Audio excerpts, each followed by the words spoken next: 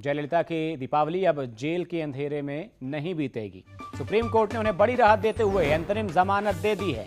अदालत ने अगले फैसले तक जयललिता की सजा पर भी रोक लगाई है। उनकी जमानत की मियाद 2 महीने रखी गई है और खराब सेहत की बिना पर ही उन्हें ये बेल मिली है।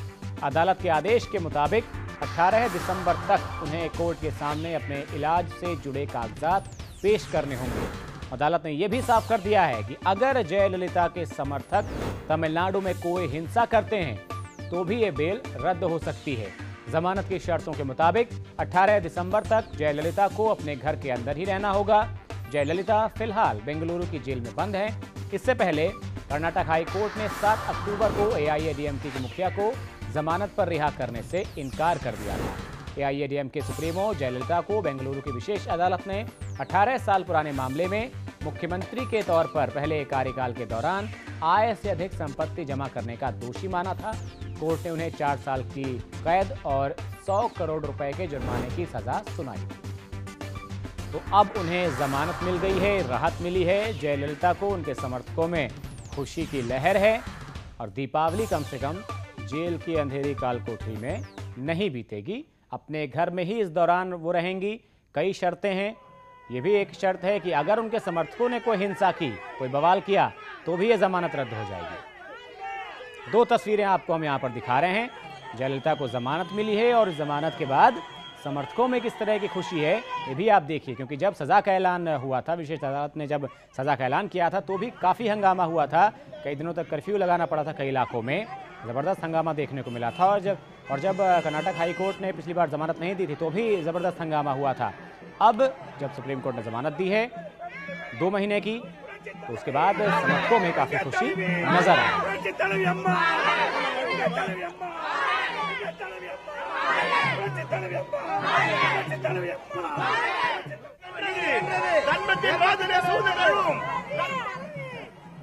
तो जब तक सुनवाई चलेगी तब तक सजा पर भी यहाँ पर रोक लगाई हुई है। 2 महीने की बेल उन्हें कोर्ट ने दी है और कहा है कि समर्थकों ने अगर कोई हंगामा किया, कोई हिंसा की, तो भी ये जमानत रद्द कर दी जाएगी।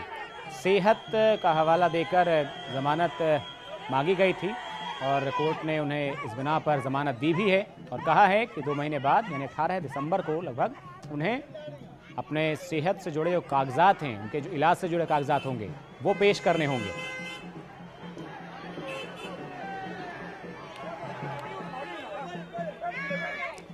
तो जयललिता की जमानत पर वकील और बीजेपी के नेता सुब्रमण्यम स्वामी ने कहा कि हालांकि जयललिता का फौरी तौर पर राहत उन्हें मिली है, लेकिन कोर्ट ने कई शर्तें लगाई हैं जिसे जयललिता को मानना होगा।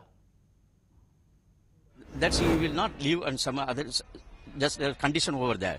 So the conditions also been accepted by the judge, and now the bail has been granted only by the stay of suspension of sentence alone. That's all. And after that, we are also given an oral undertaking that we will file all the typeset within 2 months. That is 18th of December.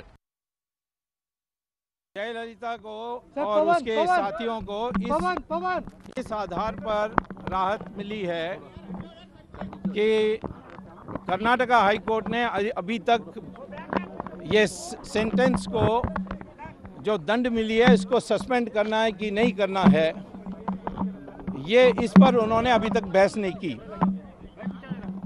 तो court ने कहा कि पहले शर्त हम रख रहे हैं कि सारे अपील जो आपके लिए जो कागजात हैं वो 35,000 पन्ने के कागजात हैं, उसको आप पेपर बुक में बनाकर बाइंड करके सुप्रीम कोर्ट को 18 दिसंबर को देंगे और हम 1 दिन का भी इसके लिए एडजर्नमेंट नहीं देंगे।